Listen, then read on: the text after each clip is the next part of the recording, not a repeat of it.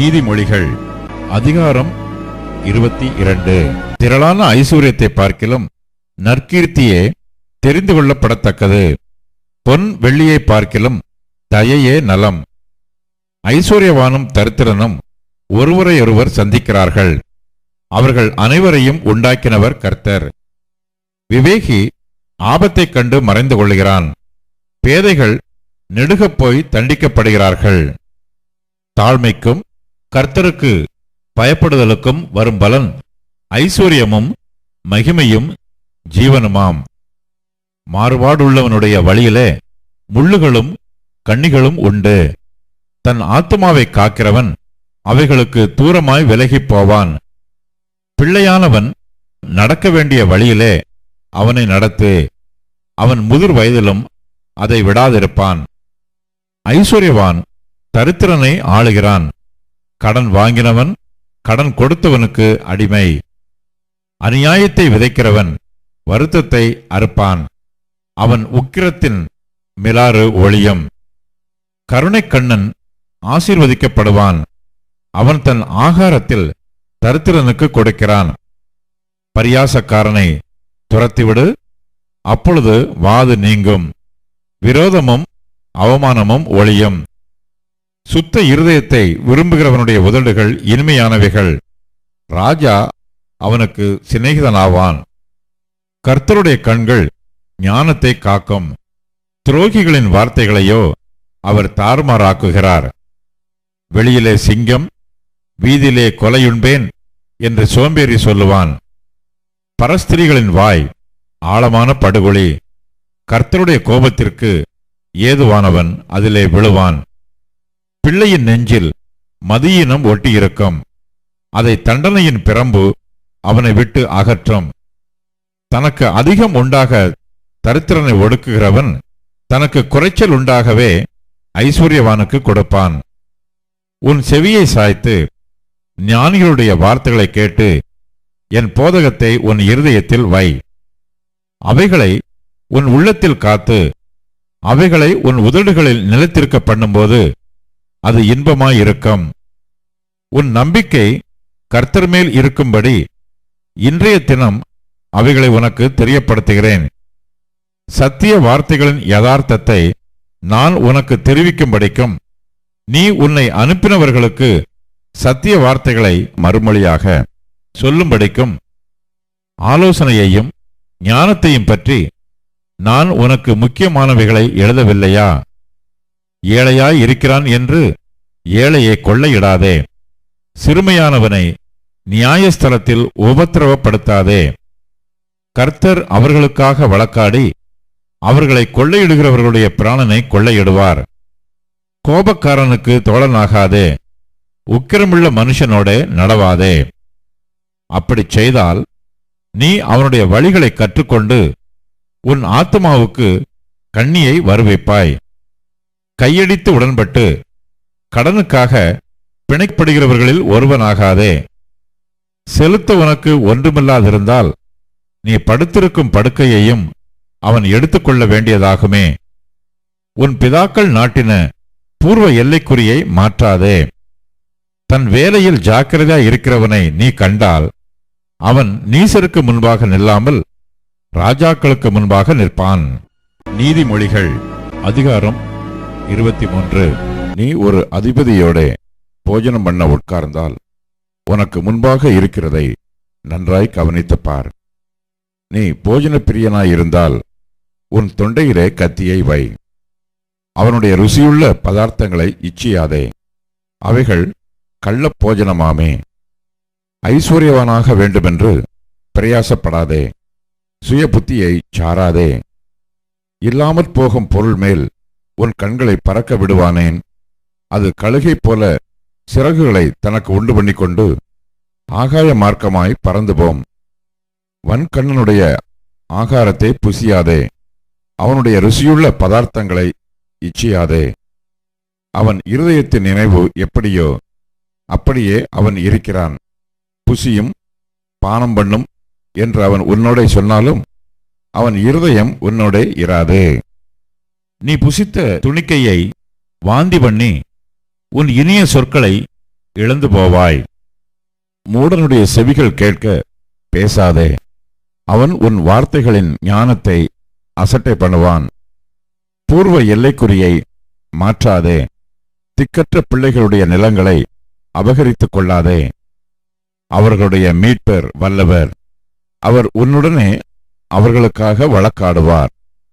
உன் இருதயத்தை புத்திமதிக்கும், உன் செவிகளை அறிவின் வார்த்தைகளுக்கும் சாய்ப்பாயாக.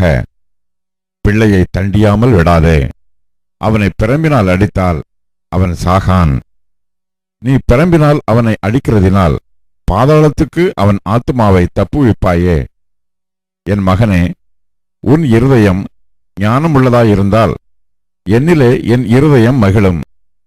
உன் உதடுகள் செம்மையானவைகளை பேசினால் என் உள்ளிந்திரியங்கள் மகிழும். உன் மனதை பாவிகள் மேல் பொறாமை கொள்ள விடாதே. நீ நாடோறும் கர்த்தரை பற்றும் பயத்தோடு இரு. நிச்சயமாகவே முடிவு உண்டு. உன் நம்பிக்கை வீண் போகாது.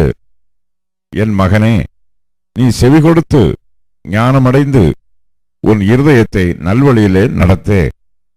மதுபான பிரியரையும் மாம்ச பெருந்தீனிக்காரரையும் சேராதே. குடியனும் போஜன பிரியனும் தரித்திரராவார்கள். தூக்கம் கந்தைகளை உடுத்துவிக்கும்.